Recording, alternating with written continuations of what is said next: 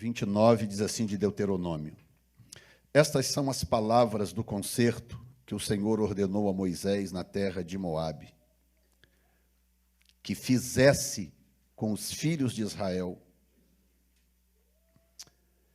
além do concerto que fizera com eles em Horebe. Olha só que texto interessante isso aqui. Estas são as palavras do concerto que o Senhor ordenou a Moisés na terra de Moabe. Diga comigo, na terra de Moabe. Que fizesse com os filhos de Israel, ou seja, um concerto que o Senhor ordenou que fizesse com os filhos de Israel, além do concerto que fizera com eles em Horebe. E chamou Moisés a todo Israel e disse: Tendes visto tudo quanto o Senhor fez na terra do Egito, perante os vossos olhos, a Faraó e a todos os seus servos, e a toda a sua terra, as grandes provas que os teus olhos têm visto, aqueles sinais e grandes maravilhas. O verso 4 é meio assustador, mas faz sentido dentro do contexto. Diz assim: porém não vos tem dado o Senhor um coração para entender, nem olhos para ver, nem ouvidos para ouvir, até o dia de hoje. Verso 5. E 40 anos vos fiz andar pelo deserto. Não se envelheceram sobre vós as vossas vestes, nem se envelheceu no teu pé o teu sapato. Verso 9 e último diz assim: guardai, pois, as palavras deste concerto e cumpri-as, para que prospereis em tudo quanto fizerdes. Quero que você repita só esse versículo aí. Vamos lá, todo mundo junto. Tem como colocar em português aí? Repita comigo, diga, porque eu sei que tem... Ah, já colocaram, vocês são muito rápido. The Flash, vamos lá. Guardai. Pausa. Tudo de Deus tem um porquê, não tem? Tem um porquê e um para quê. Por que ou para quê que Deus quer que você trate com carinho o pacto que Ele fez com você em Cristo? Para quê? Para... Senhor, a Tua palavra está diante de nós, e nós estamos diante da Tua palavra, e quando esse confronto acontece, quem tem que mudar somos nós. Então use a estabilidade, a confiabilidade da Tua palavra para mudar em nós o que precisa, e nos molde segundo os Teus propósitos, em nome de Jesus. Amém. Podem se assentar.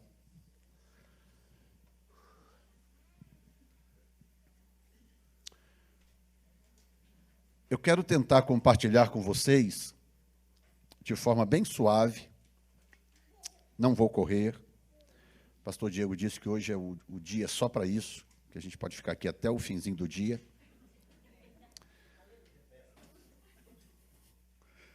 Então eu vou explorar o máximo que eu posso essa palavra, né? A primeira coisa que eu queria te chamar a atenção é a mentalidade de Deus é um pouco diferente da nossa, para não dizer bastante diferente. Deus enxerga as coisas de uma forma diferente. E Ele passa esses conceitos, os seus conceitos, através de coisas que Ele disse e através de coisas que Ele fez. E Ele também sintetizou muita coisa em simbolismos. Você imagina, a Bíblia precisava ser de um tamanho que você pudesse carregar na mão. Se Deus tivesse que dizer tudo em pleno português, ou em plain English, né? Tudo absolutamente, dito de forma corrente e inteligível, cada um teria que ter aqui um trailer conectado atrás do seu carro para poder carregar a Bíblia. A Bíblia ia ser dessa altura, assim, mais ou menos. Para evitar isso, o que Deus fez? Deus compactou a informação em simbolismos. Então, ele diz uma coisa aqui, e aquela mesma coisa, se você começar a levantar as camadas, aquela mesma coisa significa uma série de outras coisas. E desta forma ele compactou informação, por isso que você abre a Bíblia e você encontra na Bíblia absolutamente tudo que você precisa. Já aconteceu alguma vez de você estar passando por uma determinada necessidade e você não encontrar na palavra de Deus uma resposta? É simplesmente impossível. Todas as respostas estão na palavra de Deus. Então, o Senhor está dizendo algo aqui para Israel que nos põe para pensar no dia de hoje. A parte central do que nós lemos, digamos, a informação mais contundente do que nós lemos, é o fato de que, durante 40 anos andando, peregrinando pelo deserto, os filhos de Israel experimentaram vários milagres. Dentre eles, talvez um dos mais intrigantes, é o fato de uma criança da idade do meu neto aqui, o Joshua, passar 40 anos andando pelo deserto com a mesma roupa que está no corpo, e esta roupa crescer junto com o seu corpo, e a fibra desse tecido não envelhecer, e no final dos 40 anos ele estará calçado com o mesmo sapato que ele está hoje. Então ele está com um ano e um pouquinho, né? 2 anos. Daqui a 42 anos de idade. Quem tem 40 anos aqui? Confessa, gente. Evangelista Nídio, que é corajoso, não tem medo de assumir, vem cá. Ficou todo mundo assim olhando, né? Principalmente as mulheres pensaram, falo ou não falo? Eu quero que você imagine comigo, daqui a 40 anos, quando Joshua estiver do tamanho do evangelista Eronidson, e ele dizer para você, os pais dizerem para vocês, olha, essa roupa que o Joshua está usando é a mesma roupa que ele estava usando aqui naquele culto, onde o pastor Jefferson pregou no aniversário de 16 anos da igreja. A mesma roupa. Você, primeiro, vai ter dificuldade de crer, né? Você vai ter dificuldade, mas como assim, né? E se isso cair na mídia, então, vai virar um escândalo, não é verdade? Porque é um negócio inconcebível. É uma coisa que não dá para explicar com argumentos naturais. Como que um sapato pode crescer no pé? Como que uma roupa pode crescer no corpo? E no deserto, onde não havia, sabe, detergente como tem hoje, com tecnologia, amaciante para proteger a roupa, não é? Lavagem a isso, lavagem aquilo, né? Para você poder fazer a sua roupa durar o máximo que você consegue. Não, era no deserto. Sabe como que eles lavavam roupa no deserto? Eles lavavam na beira do rio, batendo essa roupa em pedras. Eles iam para a beira do rio, procuravam lugares onde havia pedras, molhavam a roupa e eles batiam essa roupa nas pedras. E assim eles iam lavando a roupa. Assim se lavava a roupa. Agora você imagina uma roupa passar por um processo desse e ainda assim ela não envelhecer, ela durante 40 anos ela não experimentar qualquer tipo de deterioração. Você sabe que roupa, eu achei uma coisa interessante quando a Jussara estava falando aqui, né? E aí de repente apareceu ela mesma lá na tela, né? E ela falou, tá vendo como é que eu estou vestida? Eu era ousada, não sei o que e tal. Porque roupa é uma coisa interessante. Roupa revela a sua identidade, sabia? Roupa, vestes, está entrelaçada com a sua identidade, com o seu tipo de caráter, com o seu tipo de personalidade. Entendeu? Você tem dificuldade de acreditar que um dia o pastor Diego pode aparecer aqui. Lembra daqueles ternos antigos, que usava até um colete por baixo? Aquele terno, gravata aqui, colete, assim. Né? Antigamente os ternos eram assim, né? Você tem dificuldade de já imaginar que um belo culto, o pastor Diego vai aparecer aqui com um terno daquele de colete, gravata amarrado até aqui, tudo bonitinho. Por quê? Porque não combina com ele, não combina com a sua identidade. Não é assim que você normalmente o vê vestido, né?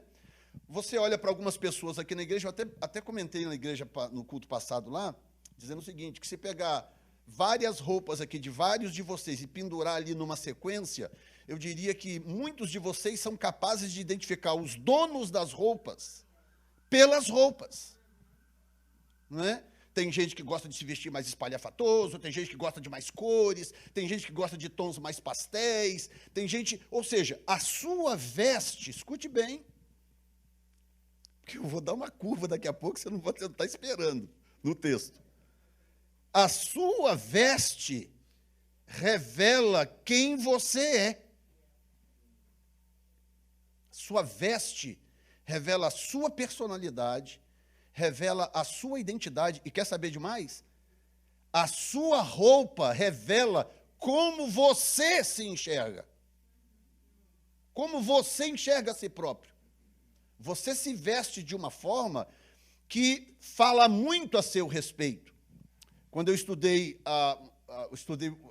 psicanálise, paralelamente, eu fiz um pequeno curso sobre comportamento, e nesse estudo de comportamento, eu achei muito interessante, existe uma parte da ciência que estuda comportamento humano, que determina como a pessoa é, ou como que ela se comporta, por exemplo, pelo seu jeito de andar, e pelo seu jeito de se vestir, a forma de se vestir. O meu pastor, falecido já há muitos anos, pastor Vilmar de Jesus, ele tinha um dom muito interessante. Ele olhava uma pessoa andando pelas costas, assim, e ele tinha o discernimento daquela pessoa completamente. Impressionante. Eu vi isso acontecer várias vezes. Ele olhava assim a pessoa andando, cada um tem uma ginga com o corpo, ele olhava e ele conseguia discernir aquela pessoa. E muitas vezes aquele discernimento era o início do processo que ele usava para um discipulado com aquela pessoa. Então, há muita coisa que fala a nosso respeito, que nos revela que nós não temos muita consciência disso. Então, quando a Bíblia faz questão de dizer que esse fenômeno aconteceu no deserto, de que Deus usou a roupa, a vestimenta dos indivíduos, para mostrar a esses indivíduos a sua capacidade de provisão, o seu poder, a sua habilidade de manter o seu povo, dizendo, olha, lembra que a roupa de... Ele está falando agora, depois dos 40 anos passados, verso 5 diz, e 40 anos vos fiz andar pelo deserto. O livro de Deuteronômio foi escrito no ano 40º, no 11º mês. Então, essa palavra de Deus já é no fim dos 40 anos. Deus está falando com os Heronídisons da época, com os adultos da época, dizendo, olha, vocês estão lembrados que eu fiz isso por vocês? Agora você imagina, se hoje que você tem um guarda-roupa lá onde você pode trocar de roupa, né? Todo dia, pelo menos, eu imagino que você use uma roupa diferente. Ainda assim é possível te identificar pela roupa? Imagina naquela época em que o indivíduo, sei lá, que tinha 1, 2 ou 3 mudas de roupa e que usou aquilo por 40 anos. Capaz de ver aquela roupa andando pelo deserto, aquele ali é o fulano, ó. A roupa dele saiu andando pelo deserto. Ou seja, Deus estava tentando dizer algo que pode ser que hoje nos fale ao coração. A igreja está completando 16 anos e alguém falou da adolescência, né? Já percebeu que a fase da crise de identidade é qual? A adolescência. A adolescência é a fase da crise de identidade. E é na adolescência exatamente que as pessoas têm conflito com roupas. Será coincidência? Que é nesse período que um indivíduo quer andar com a calça aqui embaixo, quer se veste de uma forma que a pessoa não sabe muito bem. No futuro a pessoa muda radicalmente. Anos depois ela muda radicalmente. Mas há uma fase na vida que ela está tentando se encontrar, se descobrir, e ela transparece aquilo através das suas vestes. Você vê o conflito de identidade nas vestes da pessoa, na forma de se arrumar, cabelo e etc. e tal. Então, Deus está tentando nos dizer algo. Coincidentemente, o que o texto está dizendo é que houve um milagre divino nas vestes. Agora, olha que coisa curiosa, que eu quero te mostrar aqui 5 etapas interessantes relacionadas às pessoas e suas vestes. Tá? A primeira coisa, puder me acompanhando aí, pode ir jogando aí. Êxodo capítulo 12, verso 34, me dá uma informação inicial interessante. Êxodo 12, 34, diz algo interessante, que nós vamos ver que faz parte do processo de... Ali vai aparecer em inglês, pode deixar, não tem problema, porque tem os americanos. Eu não queria atrapalhar a tradução, tá? Eu vou acompanhar aqui, você pode colocar ali como quiser. Verso 33 diz assim: e os egípcios apertavam ao povo, apressando-se para lançá-los da terra, porque diziam, todos seremos mortos. E o povo tomou a sua massa, antes que levedassem, e as suas amassadeiras atadas em suas vestes, sobre seus ombros. Fizeram, pois, os filhos de Israel, conforme a palavra de Moisés, e pediram aos egípcios vasos de prata, vasos de ouro e vestes. Olha que coisa doida. O povo estava para sair do Egito, e Deus falou, não, vocês não vão sair de mãos vazias, não. Vai lá e digo aos egípcios para dar para vocês as coisas. Dentre elas, vestes. Pensa bem. Eles iam sair pelo deserto. No deserto não tem mall, não tem shopping. Lá não tem loja, não tem Marshalls. Não tem aonde comprar. E Deus sabia. Eles não sabiam, mas Deus sabia que eles iam perambular por 40 anos. Vai lá e peça para eles as coisas. E agora os egípcios deram para o povo de Israel roupas, vestes. Agora, não precisa explicar para você a diferença abissal de vestimenta de um judeu para um egípcio. O judeu se vestia de um jeito, o egípcio ou os egípcios se vestiam de uma forma completamente diferente. O Egito havia acabado de passar por um processo de julgamento divino, estava debaixo de uma profunda maldição, experimentaram as 10 piores pragas já registradas até agora na Bíblia Sagrada, a ponto de morrerem os primogênitos. E ainda assim, Deus não só permitiu, como mandou eles lá pegarem essas vestes. Vai lá e pega ouro, prata, isso e aquilo, e vestes. Pegaram essas vestes e agora estão indo para o deserto. Mas acontece algo curioso que me chama a atenção. Na celebração da Páscoa, que será ao pôr do sol de sexta-feira, o Passover, né? Acontece algo interessante na celebração da Páscoa. Eles retiram de casa o fermento. O fermento é símbolo de contaminação do mundo, contaminação do pecado, né? O povo de Israel, naquela época, eles enxergavam a ausência do fermento na sua casa, naquela semana, como um statement, como uma declaração ao Senhor, dizendo, olha aqui, Senhor, por ti nós estamos dispostos a abrir mão de coisas mundanas, de coisas seculares, por amor a ti. Nós não queremos contaminação, nós queremos ser um povo separado. Durante aquela semana, eles retiram aquilo de casa e aquilo é uma declaração diante de Deus. Então, naquela semana, eles só comem pães asmos, que é um pão feito sem o fermento. Tem o trigo, tem o azeite, tem todos os ingredientes que eles usavam naquela época, mas não tinha o fermento. Então, era um pão feio, era um pão murcho, era um pão sem expressão, porque não tinha fermento, que é o que dá aquela compostura bacana para o pão. Tinha que tirar de casa. Ao saírem do Egito para o deserto, o que eles fizeram? Eles fizeram uma coisa meio estranha, que não tem muita explicação, a não ser que eu encare isso por um processo gradativo de crescimento de Deus, revelando a forma como ele lida com o seu povo, através da representação das suas vestes. Eles pegaram os pães asmos, agora sem fermento, e amarraram nas roupas. Nas roupas. Deve ter feito aquelas trouxinhas, não é? E conectaram o pão à roupa. Diz, e o povo tomou a sua massa, antes que levedasse, a massa também, as suas amassadeiras, atadas em suas vestes. Então, se eu for estabelecer aqui, digamos assim, níveis de revelação da relação de Deus conosco, porque as vestes representam pessoas. O primeiro nível de relação é quando nós saímos do mundo, que nós ainda estamos cheios de coisas.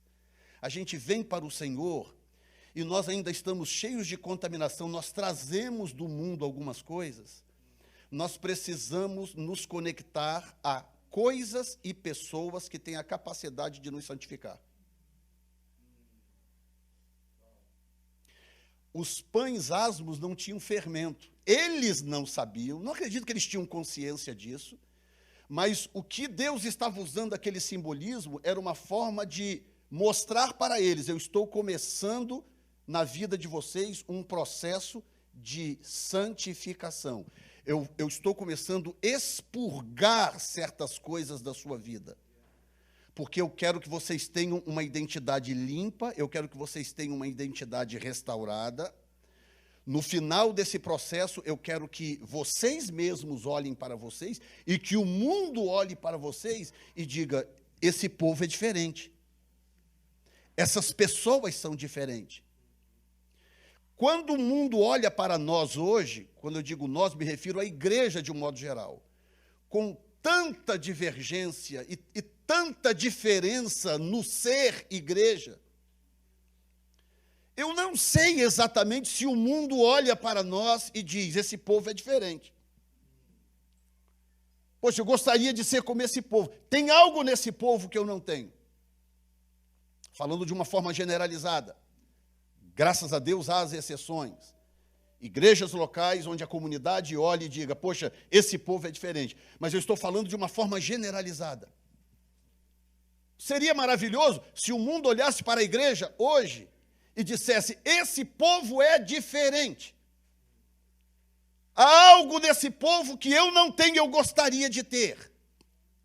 Se o mundo começasse a se voltar para a igreja em busca de respostas, por exemplo. Depois do que aconteceu em Atos 2, o derramamento do Espírito em Atos 2, em meio à perseguição, em meio ao caos. Hoje não tem perseguição, gente. Hoje não tem essas coisinhas que acontecem aí, inclusive políticas e tal, a esquerda que bate aqui, a direita que não sei o que lá. Isso não é nada, gente. Isso não é perseguição, isso não é nada ainda. Perseguição eles viveram naquela época. Perseguição, risco de vida mesmo. Aprisionamentos constantes.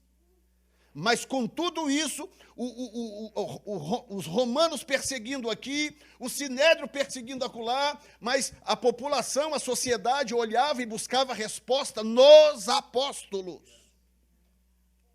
Eles olhavam para a igreja e eles sabiam que aquele grupo tinha respostas. Porque aquele grupo tinha uma identidade diferente. Tem alguém aqui ainda, Jesus? O que aconteceu com a identidade da igreja ao longo desses anos todos? O que será que aconteceu conosco? Em que momento que nós nos perdemos em termos de definição de quem nós somos e o que nós somos? Tem muita gente dentro das igrejas que está vivendo essa adolescência, essa crise da adolescência espiritual. Não sabe quem é, não sabe qual é a sua identidade, não sabe que roupa vestir. Eu não estou falando aqui de usos e costumes, você sabe que não. Pega aqui a tendência da mensagem. Ela não sabe que roupa vestir, ela não sabe como se definir.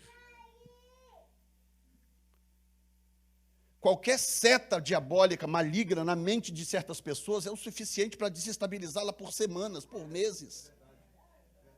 E ela vive debaixo daquela desestabilização, porque ela não tem uma postura, uma identidade definida como sendo filha do Deus vivo, resgatada, lavada e remida no sangue do Cordeiro. E que não importa, disse Paulo, nada, N-A-D-A, nada poderá nos separar do amor de Deus. Ele está dizendo nada. nem doenças, nem depressão, nem problemas financeiros, nem problemas imigratórios, nada. Paulo elimina qualquer possibilidade da nossa identidade ser confundida com o que quer que seja que aconteça ao nosso derredor. Agora ele está falando de uma maioridade cristã, uma maioridade espiritual. Nada nos separará do amor de Deus, que está em Cristo Jesus. Agora, claro, você vem do mundo, você vem e aceita Jesus, você não sabe muito bem o que fazer, então você precisa atar pães asmos nas suas roupas, porque elas ainda são egípcias. Você precisa de coisas santas, tipo Bíblia, tipo jejum, oração, igreja, culto, vigília. Sabe, essas coisinhas que se você atá-las às suas roupas, meu filho, faz uma diferença no deserto. Vai fazer uma diferença enorme no deserto. Quer que eu te diga? Se você atar pães asmos na sua roupa, ninguém nem percebe que elas são egípcias. Meu Deus!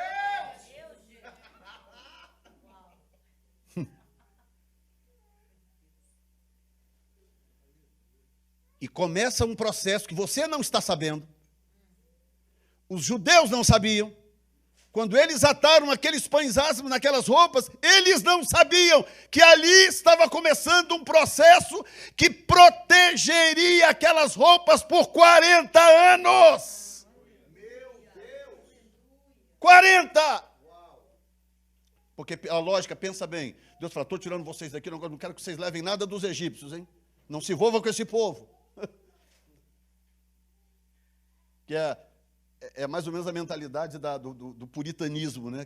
A visão do puritanismo, que começou lá na Idade Média e que ainda existem igrejas assim, igrejas puritanas. E o tipo assim, não se envolva com essa comunidade, porque são todos impuros. Tipo, hello? Que nós somos chamados exatamente para nos envolvermos com esta comunidade. O nosso propósito é esse. O nosso propósito é ir lá fora e contar para eles o que nós descobrimos, o que nós estamos vivendo. Essa é a ideia do ser igreja. Chamados para fora. É igreja. E o interessante é que quando nós começamos a perder a identidade, escute bem o que eu vou dizer, quando a igreja começa a se confundir com a sua identidade, a primeira coisa que ela sacrifica é a comunidade. A primeira coisa que ela faz é se enclausurar dentro do seu convento, se isola dos que estão lá fora, com uma mentalidade puritana, de que os de lá vão contaminar os de cá. Não, deixa eu te dizer uma coisa. Você é o pão asmo agora. E a comunidade é a veste. A comunidade precisa de você para se manter, para sair da situação em que está. Deus quer mandar você lá, pão asmo. Para você começar a mudar a história dessa comunidade. Depois que o povo já estava no deserto, vem uma segunda ordem que me ajuda a entender a mente de Deus. Eletrônico é assim, uma hora vai, uma hora não vai, né?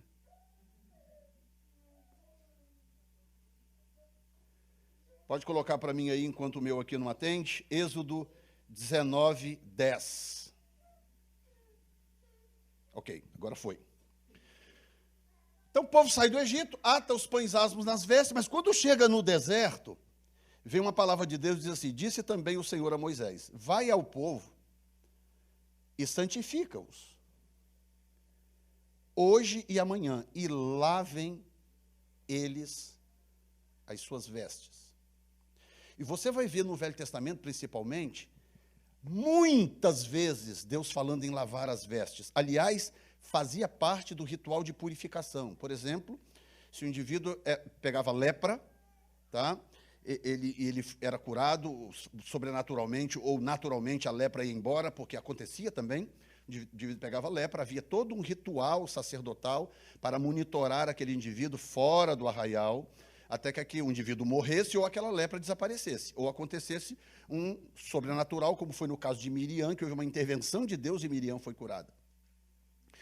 Se a pessoa tocasse no morto, ou coisas dessa natureza que tornava aquela pessoa impura, escute bem, havia um ritual de purificação, e nesse ritual de purificação, quando o indivíduo vinha ao sacerdote, o sacerdote declarava que aquela pessoa, que aquele problema havia passado, a pessoa tinha que se lavar, e não era banho higiênico, porque o banho a pessoa tomava antes.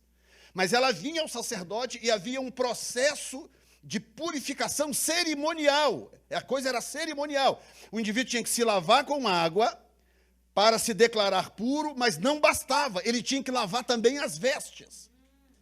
Porque as vestes o identificavam. Então, se ele viesse, foi curado de lepra, ou tocou num morto, ou uma carcaça de um animal morto, ou coisa assim, tudo isso tornava o judeu impuro. Ele vinha, declarava a sua impureza, passava pelo ritual de purificação, e no ritual, além de lavar o próprio corpo, a pele, o seu corpo físico, ele tinha que lavar também a sua roupa. Agora, pensa comigo numa coisa. A lepra ainda justifica, porque a lepra vai para o corpo todo, então contamina a roupa, e a lepra é altamente contaminante, não é? Aquilo passa, contagiosa, aquilo passa para as pessoas com muita facilidade, não é? Mas, no caso de uma pessoa tocar num morto, o indivíduo está morto lá, a pessoa vem e toca naquele morto, bastava encostar a ponta do dedo no morto, fosse animal ou pessoa. Aquela pessoa tinha que se lavar cerimonialmente, tinha que tirar a roupa e lavar a roupa cerimonialmente. A prova de que, num caso como esse, a roupa não era contaminada com algum tipo de bactéria, ou fosse o que fosse, é que a lavagem era cerimonial, ou seja, não era um processo higiênico que mataria bactérias, destruiria vírus ou coisas dessa natureza. Não, Deus estava tentando dizer outra coisa. Era outra coisa. A coisa era cerimonial. Por exemplo, a lavagem cerimonial era em partes do corpo, tocava em algumas partes do corpo. Lavava as mãos, lavava os pés, tocava nas orelhas. Tinha partes do corpo onde a pessoa tocava para aquele ritual de purificação. Portanto, a lavagem da roupa tinha a ver com a conexão que aquela pessoa tinha com aquela roupa, o que representava aquela roupa para aquela pessoa. Então, a primeira etapa é quando você vem do mundo e você então precisa se conectar às pessoas certas ou às coisas certas para poder compensar o que você está trazendo do mundo. Esse é o primeiro nível. O segundo nível é quando você já avançou e agora você já aprendeu o processo de purificação. Ou seja, não precisa ninguém ficar no pé do seu ouvido dizendo, olha, agora é hora de orar, hein? Agora é hora de ler a Bíblia, hein? Ó, é culto, você tem que ir para o culto, hein? Sabe quando a pessoa se converte, que a gente vai na casa buscar, sabe? A gente, que às vezes a pessoa não tem carro, ou a pessoa não tem ânimo, sabe? E você tem que ficar no pé nela. Não, você vai para a igreja hoje sim. Nós somos amigos e você vai sim. E você quase que kidnapa aquela pessoa, sequestra aquela pessoa, joga no porta-mala do carro e leva para a igreja. Quantas pessoas se firmaram com Deus por causa disto? Porque alguém foi lá e falou, não, você vai sim para a igreja. Aí, ó, que maravilha. Terra. Ou seja, você não sabe ainda onde é que fica a bacia, onde fica o sabão, onde fica a água para você lavar as suas vestes. Esse é o segundo nível, quando você aprende. Quando você fala, não, irmão, não precisa passar lá em casa não, para ficar tranquilo que agora eu já sei onde é a igreja, já sei como que se abre a Bíblia, já sei onde que fica o livro de João, já sei como jejua, já sei como ora, já sei onde é a vigília, eu sei cantar, eu sei as músicas da igreja, eu sei falar em línguas agora, deixa comigo, meu irmão.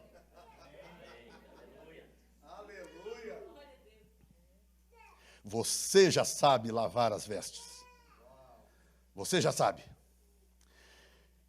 E lavar vestes fala de spots, fala de manchas. São manchas. Você, um belo dia, olha e fala, ixi, isso aqui não deveria estar aqui. Estou com essa camisa branca, bonitinha. Aí eu estava ali louvando, de repente eu olhei e tinha um pontinho preto aqui. Eu falei, ixi, onde eu arrumei isso aqui? Fui ver, era fiapo do casaco. Mas eu vi um pontinho preto. Falei, será que eu sujei isso aqui? Fui lá dentro tomar um café escondido. Falei, será que isso aqui denuncia? Que eu... Não, era um pontinho do casaco. Ou seja, lavar as vestes fala de um processo de revisão constante. Revisão. Eu não posso simplesmente lavar as mãos. Não, agora está tudo certo, uma vez salvo, salvo para sempre, está tudo tranquilo, afinal de contas eu sou da Revive Community Church. Nós estamos 16 anos no mercado de ações. Não, é uma revisão constante, todo dia, todo dia. De repente você não percebeu, mas você tocou em alguma coisa morta. Meu Deus. Você tocou numa obra morta qualquer. E de repente você olha e fala, hoje não está legal.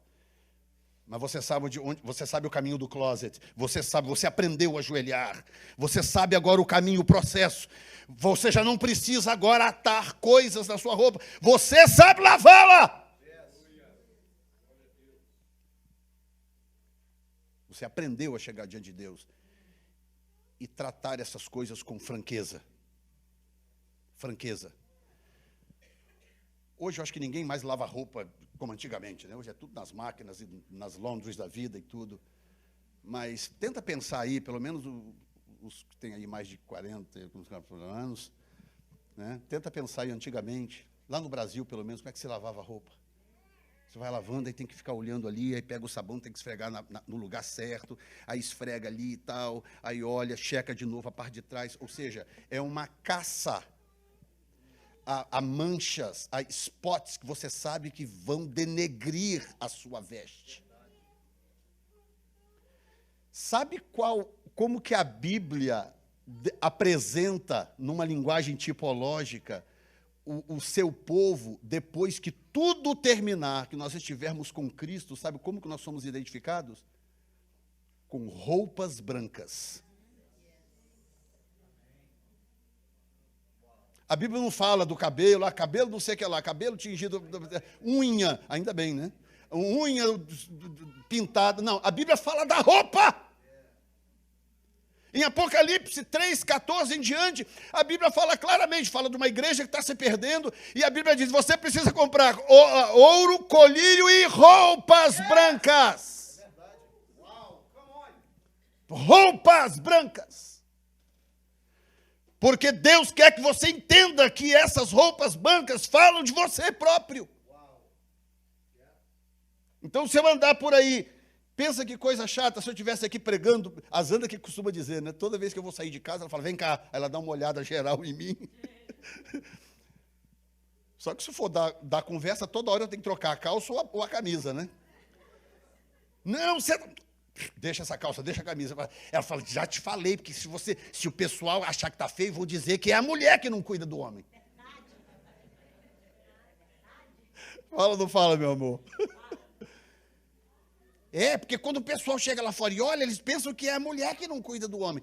Ela falando, por quê? Porque é sua responsabilidade vistoriar a sua roupa. Você tem que vistoriar a sua roupa.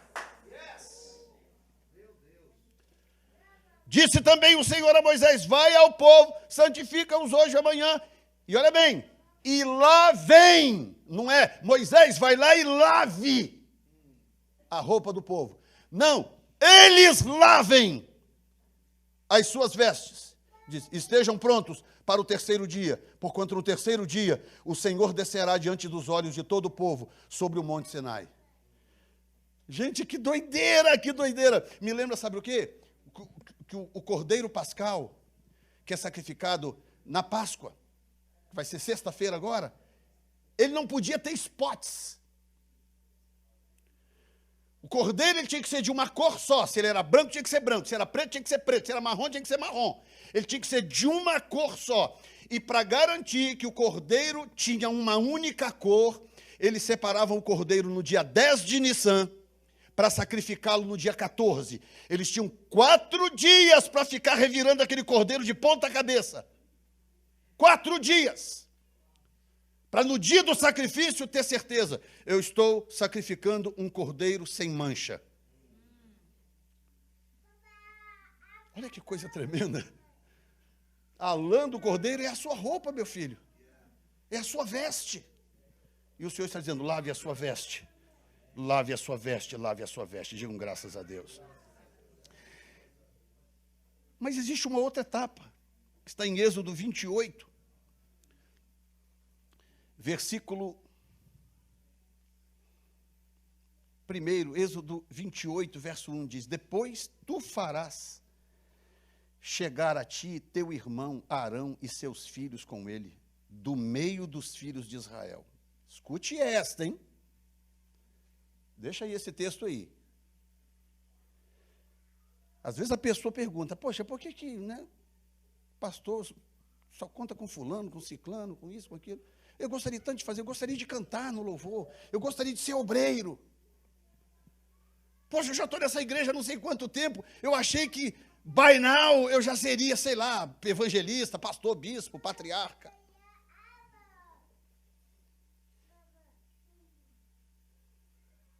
As pessoas estão sempre em busca de posição, sempre em busca de destaque, sempre em busca de título. Mas há uma exigência. Você quer crescer? Você quer crescer em Deus? E eu garanto para você, como pastor de uma igreja local, eu garanto para você, é prazer do pastor promover pessoas. Prazeroso. Quando eu vejo lá Deus, as pessoas crescendo no meu ministério, eu fico numa alegria, num gozo de ver pessoas crescendo, e eu vou lá e projeto mesmo, com prazer. O problema é que às vezes as pessoas querem a projeção, elas procuram a projeção, mas elas não se dão conta de algo. Depois tu farás chegar a ti teu irmão Arão e teus filhos com ele, do meio dos filhos de Israel, para me administrarem o ofício sacerdotal. Ou seja, você vai separar esse pessoal para o ministério, a saber, Arão e seus filhos, Nadab, Abiú, Eleazar e Tamar. Ah, que maravilha, é mesmo, Senhor? Ok. Oh, Arão, olha, você e seus filhos. Oh, que tremendo, Moisés, é verdade, é. Ok, o que é que eu preciso para chegar nesse nível? Porque eu saí do Egito no primeiro nível, amarrando vestes egípcias em pães asmos, para que elas fossem suportáveis para Deus. Não é que elas eram o ideal, elas eram suportadas por Deus, porque era uma situação muito específica, e aquele povo ia passar 40 anos no deserto, eles não tinham onde comprar roupa. Então, para tolerá-las, atas aos pães asmos, porque assim eu consigo suportá-la. Quando eles andam mais um pouco, Deus diz, ok, agora já está bom, eu quero que vocês lavem as vestes. Quero que vocês lavem suas próprias vestes. Ah, mas eu quero o ministério, eu quero ser obreiro, eu quero dirigir o departamento, não sei o que lá, eu quero fazer isso. Ah, você quer? Quer? Então tem um terceiro nível. Verso 2. E farás vestes santas para Arão, teu irmão, para glória e ornamento. Então chega um ponto em que roupas atadas aos pães asmos já não servem mais. Isso é para novo convertido. Vestes que você tem que estar constantemente lavando. Isso também vai bem até um certo ponto. Você precisa amadurecer e partir dessa fase também. Significa que você vai deixar de pecar, você vai se tornar o... Não, não é nada disso. Mas significa que você vai parar com as picuinhas, com as besteirolas. Com aquelas manchinhas desnecessárias. É mais ou menos o seguinte, se eu der um copo de suco para o Joshua, a chance dele derramar na roupa é 1 milhão de vezes maior do que se eu tomar o mesmo suco. Eu já sei lidar com aquele copo, eu já sei lidar com aquele canudo, a chance é menor. Agora, se eu continuar fazendo a mesma lambança que um menino de 1, 2, 3 anos faz, tem alguma coisa errada comigo. O meu processo de amadurecimento está problemático. Então é o seguinte, eu quero crescer, eu quero ser usado nisso, daquilo. Ok, então agora você precisa mudar de nível. Você precisa começar a fazer roupas, vestes que já sejam santas. As vestes precisam já ser santas. E era tão engraçado que o pessoal era tirado do meio do povo, Arão e seus filhos foram tirados do meio do povo. Eles estavam lá misturados no meio do povo. Deus falou, separe agora esses para a obra do ministério. Traga eles aqui. Trouxeram, ok. Então agora vocês vão fazer para eles roupas especiais. Vocês vão fazer para eles roupas especiais. Para que eles possam exercer o chamado e o ministério diante da minha presença. Porque quando eu olhar para eles, eu não quero vê-los vestidos com a mesma roupa que o povo todo dia tem que lavar, porque tem uma mancha nela.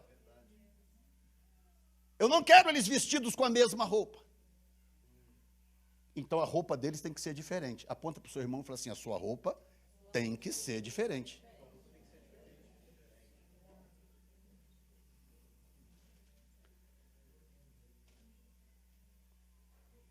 Agora tem algo muito curioso nisso aí.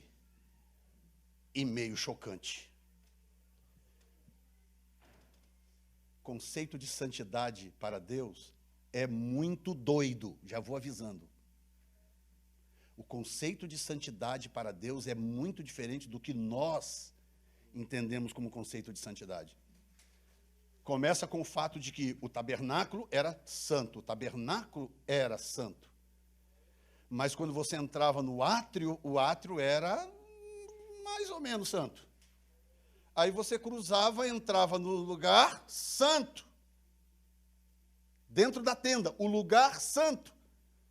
Mas não era santo o bastante para a manifestação da glória de Deus. Então tinha uma cortina e tinha o Santíssimo.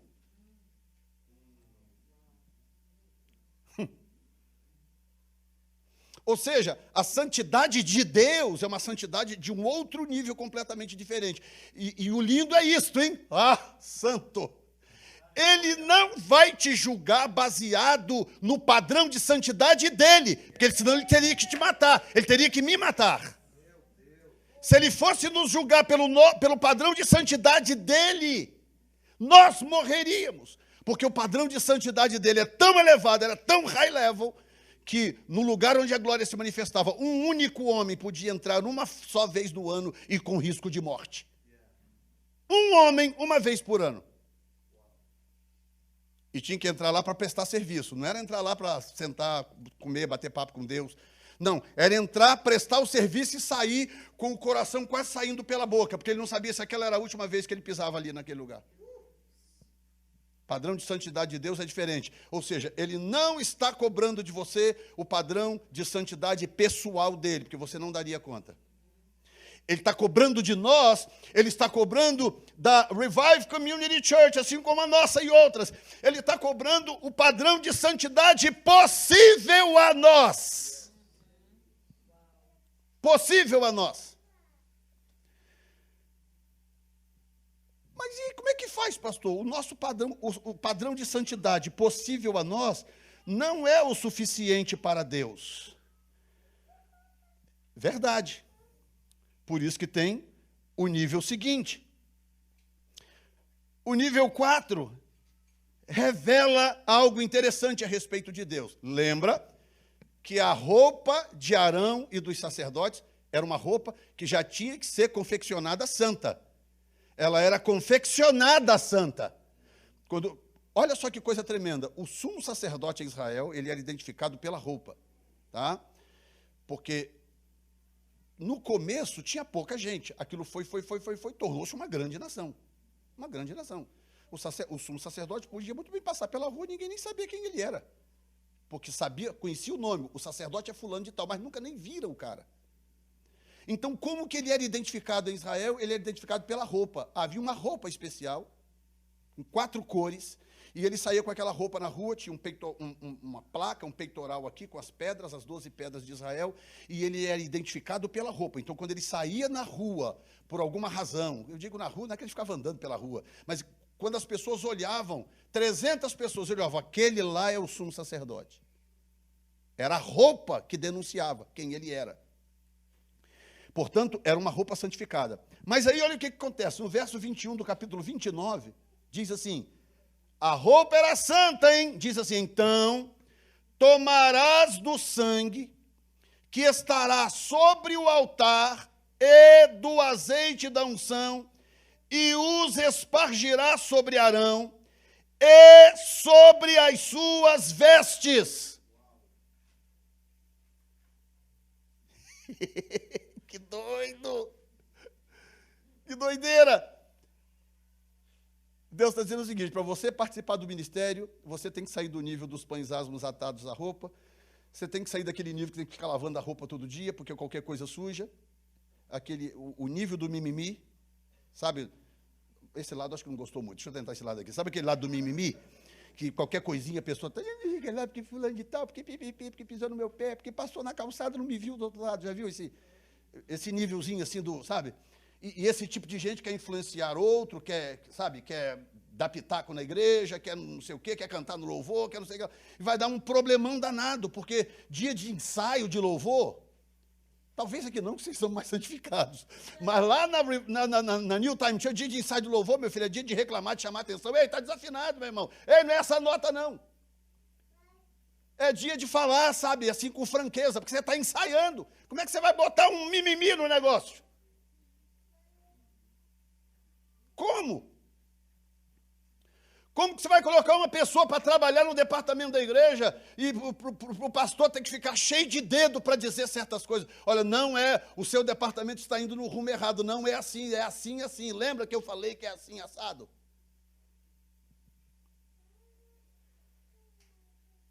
Existe esse nível, pastor? Existe. Esse é o nível da roupa lavada todo dia. Todo dia tem que ir lá bater a roupa na pedra. Tem que lavar a roupa. Vai para o céu? Vai. É um dos níveis. Mas Deus quer saber o seguinte, aos 16 anos de ministério, você quer continuar no nível, na beira do rio, batendo roupa em pedra, ou você já quer amadurecer e partir para o nível onde você já pode vestir a roupa santificada? Escolha. Faz uma opção. Não, pastor, eu quero amadurecer, eu quero roupa santificada. Ok, então, você quer roupa santificada? Quero. Tem um segredo. Ela não será santa o bastante para Deus. Mas Deus proveu uma saída. O sangue do Cordeiro.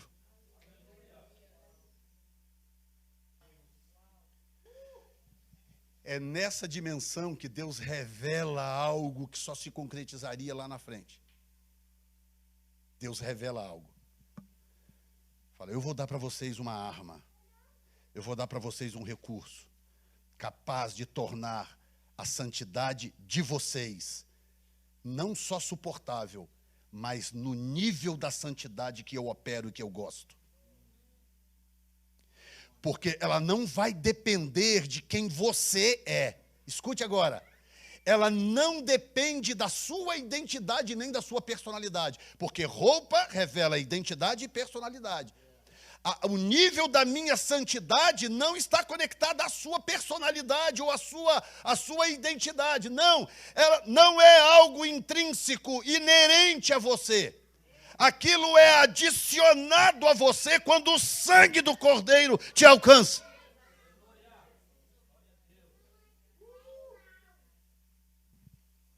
Então está lá Arão, bonitão com os filhos. E Deus fala, ok, está muito bacana, bela roupa, bonita, hein? Capítulo 29, versículo 21. 29 e 21. Take some of the blood that is on the altar and some of the anointing oil and sprinkle them on Aaron and his garments. Ou seja, a roupa que já era santa, precisava de um toque externo para que Deus pudesse olhar para aquela santidade e dizer: agora sim, agora tu tá bonito, cabra, agora você tá cheiroso, agora você tá aceitável, porque o sangue do Cordeiro te alcançou.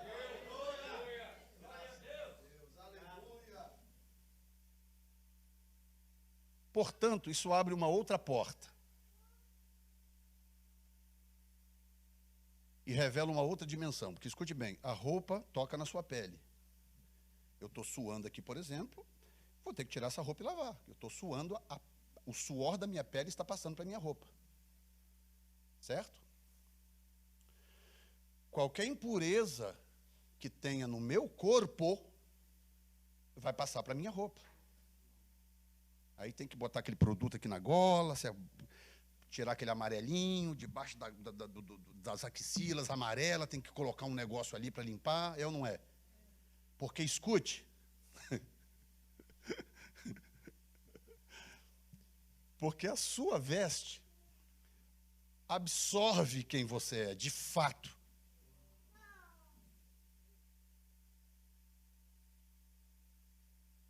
Tudo que você exala está passando para a sua roupa. Já viu de você chegar perto de uma pessoa assim e falar: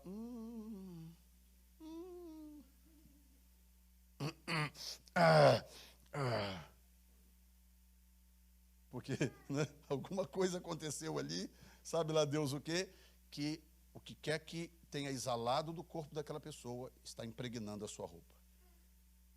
Então, quando Deus diz uma roupa nova, que já era santa, porque ela tinha que ser feita santa, Deus está dizendo: está bom, mas não o suficiente para o meu nível. Então eu vou adicionar algo externo para que você esteja no nível que eu quero que você esteja. Você não dá conta. Eu não vou exigir de você que faça uma roupa no nível que eu exijo, que eu quero. Então eu vou te ajudar. Eu vou adicionar algo que vai resolver o problema. E ele adiciona o sangue do Cordeiro. Então ele está revelando uma outra coisa. Lembra que eu falei que Deus fala por simbolismos? Tem uma coisa implícita aqui que ele está revelando. Ele está revelando o seguinte: um dia surgirá um homem capaz de fazer o que nenhum jamais fez.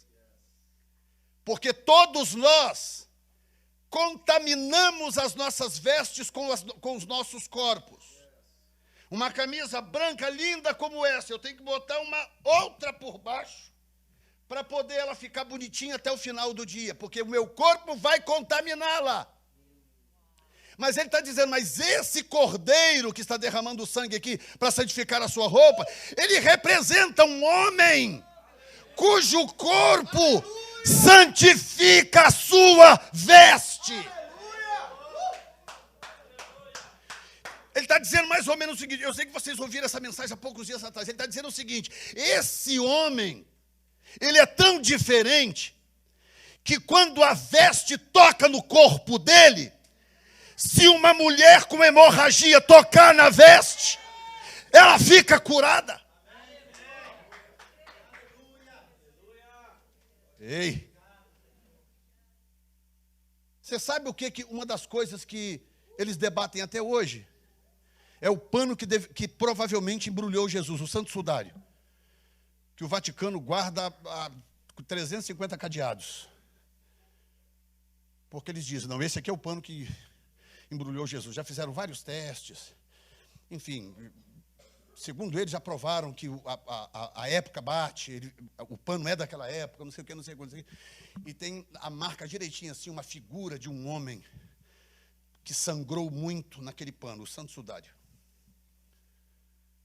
Todo mundo quer estudar o Santo Sudário. Todo mundo. Já tiraram vários fragmentos, assim, coisas microscópicas, para estudar o sudário. Já tiraram partes do sangue seco para estudar o sudário. Você pode me embrulhar no que você quiser, eu posso sangrar até morrer. Você pode pegar esse pano, botar na... Ninguém quer saber do meu pano. Ninguém vai querer estudar o meu pano. Ninguém vai querer estudar o seu lençol, o seu pano. Mas todo mundo quer estudar o pano que pode ter sido o pano que tocou no corpo de Jesus. Porque se foi mesmo, se era mesmo aquele pano, é um pano muito especial, um pano muito diferente. Porque um pano que, limpo ou não, tocou na pele do homem, cuja santidade atingia um nível tão extremo que qualquer coisa que ele tocava era santificada. Ei, Revive Community Church, não sei se você está entendendo a deixa desta manhã. O que o Senhor está dizendo para você aos 16 anos de idade é: cola em Cristo. Todo o processo anterior que eu descrevi, são 5 etapas no total. A última é exatamente o texto de Mateus, que você já conhece muito bem, 9:20. Dizia: eis que uma mulher que havia já 12 anos padecia de um fluxo de sangue, chegando por detrás dele, tocou a orla da sua veste. Verso 21. Porque dizia consigo: se eu tão somente tocar na sua veste, ficarei curada. Pensa bem. Fica em pé aqui, pastor, por favor. Se eu estou no meio de uma multidão aqui, eu preciso me esticar para tocar aqui na beira do paletó do pastor Diego. Se eu fizer mais 1 milímetro de esforço, eu não toco na mão dele, eu não toco no ombro dele. Obrigado.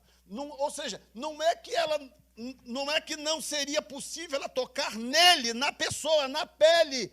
É porque por revelação, aquela mulher entendeu, falou: não, esse homem aqui é diferente. Esse é diferente. Já tinha passado por médicos, ela já conheceu muita gente ao longo da história, mas ela sabia, esse é diferente. Esse é tão diferente que eu não preciso tocar na pele dele, basta tocar na sua veste. E quando ela toca na veste dele, Jesus diz: opa, para. O que foi, Senhor? Alguém me tocou diferente. Coloque-se de pé, vai ficando de pé. Vai ficando de pé. Alguém me tocou diferente. Como assim, Senhor? Você não está vendo aí esse povo apertando o Senhor daqui para lá, de lá para cá? Eu falei: não. Alguém me tocou diferente. Como que ele identificou? Que ele falou: porque de mim saiu virtude. E a virtude saiu pela ponta da roupa. O que prova que se veste revela a identidade, está mais do que claro quem Jesus realmente era. Porque o seu corpo, a Bíblia diz, por exemplo, Hebreus, no capítulo 1, início do capítulo, diz que ele, Jesus, é a expressa imagem de Deus. Expressa imagem de Deus. Então, quando ele era tocado pelas roupas que vestia, aquilo ganhava uma nova dimensão, uma nova configuração. Estou te convidando nesta manhã a conhecer Jesus um pouco mais. Porque ele revela o último estágio de santificação possível para o homem, que é a santificação pelo seu sangue. Ele não só purifica suas vestes, que representa você mesmo, como ele restaura, cura, transforma a sua vida plenamente. Está na hora de voltar a pregar o evangelho lá do início, o evangelho que anunciava a restauração plena. Não restauração pela metade. Não um evangelho capaz de resolver umas coisas e não as outras. Não um evangelho impotente para certos problemas, certos conflitos pessoais. Não, um Cristo absoluto, todo-poderoso, cujas vestes curavam. Esse é o evangelho do início. Esse é o evangelho do livro de Atos,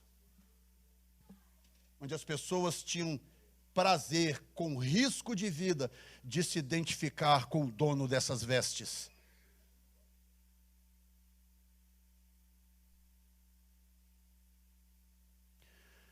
Na fase da adolescência, quando a maioria está em crise de identidade, a Revive Community Church está sendo convidada a dar um passo de maturidade e dizer: eu quero me identificar com o meu Salvador mais uma vez. Eu quero conhecê-lo um pouco mais. Eu quero ir um pouco mais profundo nesta relação. Eu quero experimentar santificação na minha relação direta com Ele. Não dá para fazer isso à distância. Você precisa se aproximar. Tem que ser próximo bastante a ponto de poder tocar na sua veste.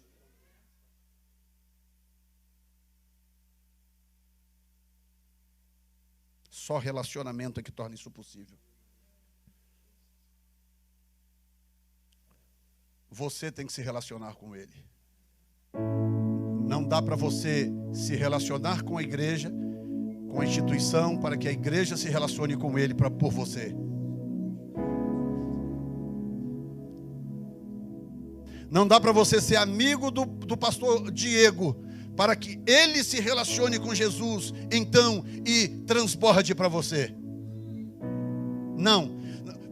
Não dá para você só vir na igreja e se envolver no louvor, porque quem sabe o relacionamento do pessoal do louvor vai suprir a sua necessidade. Não, ele está te convidando para você se relacionar com ele. Ele está dizendo: vem você tocar na minha veste. Percebe o quão distante que esse nível está do primeiro lá atrás?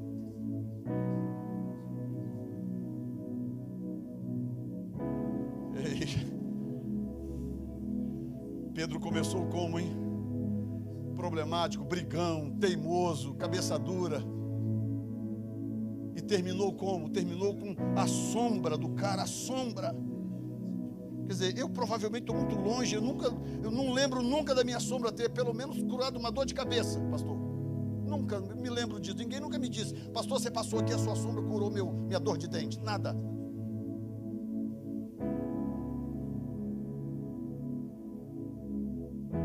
Pedro começou como um dos caras mais problemáticos do grupo, mas terminou como um homem cuja sombra curava as pessoas. Sabe por quê? Porque ao longo do processo, ele começou lá atrás atando pães asmos na roupa, e ele terminou próximo de Jesus, colado a Jesus, íntimo de Jesus, porque Jesus foi buscá-lo lá no mar, depois de ressuscitado. Falou: Pedro, você me ama, Pedro? Senhor, eu creio que sim. Pedro, você me ama ou não, Pedro? Senhor, eu devo amar, Senhor. Pedro, você me ama ou não, Pedro? E aí ele se quebrantou e falou: Senhor, tu sabes de tudo, tu sabes que eu te amo. E Jesus falou: campeão, eu preciso de você perto de mim, cuida das minhas ovelhas.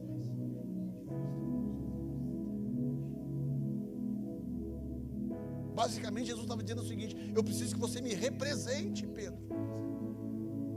Preciso que você me represente.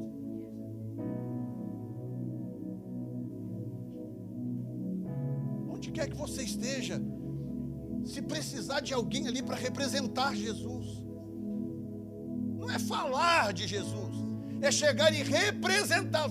Está tudo sob controle, o que está acontecendo aqui? O que vocês precisam? O Senhor está aqui, Ele está comigo, Ele está aqui agora. Vocês precisam de quê?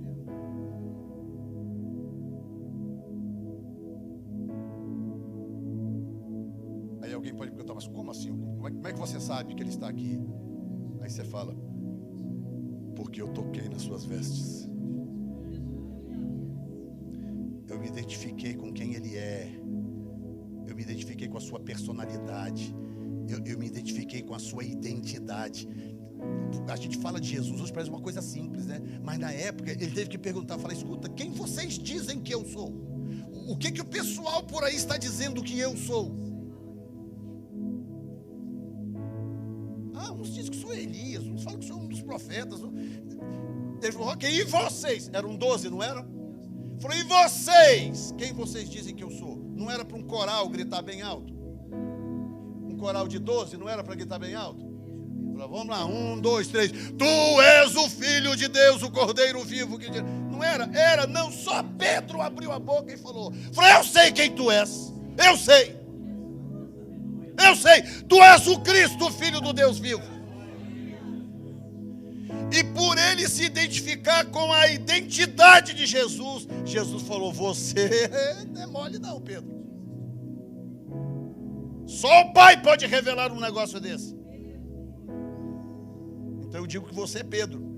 E sobre esta pedra edificaria a minha igreja, e as portas do inferno não prevalecerão contra ela. Então a igreja está estabelecida sobre o quê? Sobre a identidade de quem Jesus Cristo é.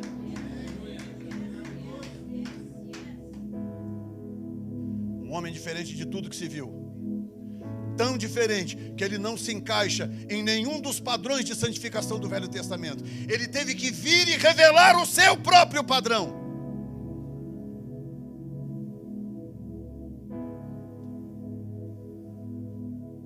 Tipo assim, lá no Velho Testamento vocês precisavam ficar lidando com as roupas para poder se santificarem. Não, eu sou tão santo que a roupa é santificada por minha causa. Eu santifico a roupa.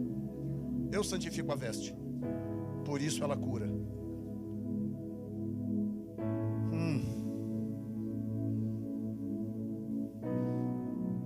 Ei.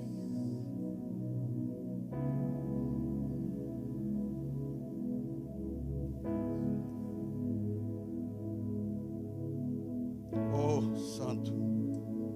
Santo. Quantos querem se aproximar um pouco mais dele nesta manhã? Esse culto diferente e abençoado.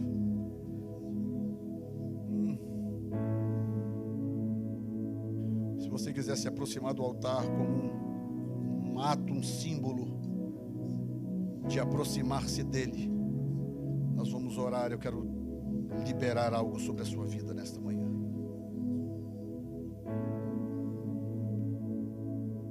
Santo.